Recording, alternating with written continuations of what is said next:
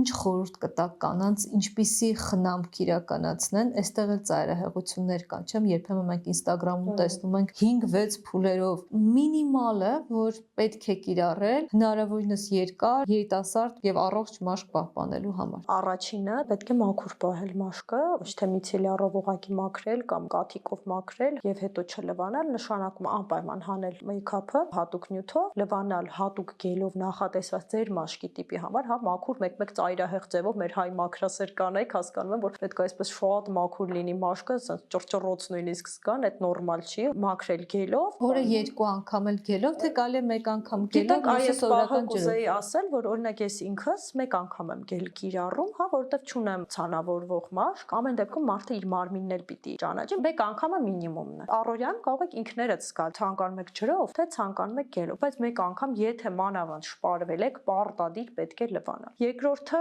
անպայման խոնավացումն է, ըստ մաշկի տիպի։ Խոնավացնող քսուկ։ Այո, քսուկ, ֆլուիդ, ինչ որ մի բան, որը որ ըստ ձեր մաշկի տիպի է, չի նշանակում օրինակ որ ունենք յուղոտ մաշկ չպետք է խոնավացնենք, հա, իրենց համար նախատեսված կան կրեմեր։ Երրորդը արևապաշտպանը ամռան եւ գարնաշրջանում եւ ձմռանը, եթե շատ եք լինում դրսում կամ կատարում եք որոշ պրոցեդուրաներ, պիլինգներ կամ ունեք հորմոնալ խախտումներ, որոնք տրամադրում են պիգմենտացիայի առաջացմանը։ Իհարկե խորհուրդ կտամ բժշկի նշանակմամբ մի հատ էլ ինչ որ շիճուկ ունենալ կամ երեկոյան կամ ռետինոլներ են դրանք, տարածված է վիտամին C-ի կիրառումը։ Այո, մարքեթինգ էլ կա դրա մեջ, որ եւս, բայց կան պացիենտներ, որոնք ունեն իրոք կարիք, հա, մեկ-մեկ մոտենում են, ասում են, դե ես ամեն ինչ անում եմ, լվացվում եմ, խոնավացնում եմ եւ այլն, բայց օրինակ պացիենտը ունի պիգմենտ, գույնը լավը չի մաշկի։ Հենց դա է իրան անհանգստացնում։ Այս դեպքում այո, ավելացնում ենք ըստ խնդրի շիճուկ։ Ռետինոլ կարող ենք ավելացնել, եթե ունի օրինակ ցանավորումներ, լայնացած ծակոտիներ, պիգմենտացիա ունի միաժամանակ, դրա համար նույնպես պետք է զննել, օրինակ կարող է եւ ունի պոստակնե հետքեր, եւ ունի պիգմենտացիա։ Այս դեպքում կընտրենք ռետինոլի տարբերակը։ Կարող է ունի ուղղակի խամրած մաշկի գույն եւ պիգմենտացիա։ Այս դեպքում վիտամին C-ի տարբերակը կընտրենք, հա, որովհետեւ մեկ բան վերցնի պացիենտը եւ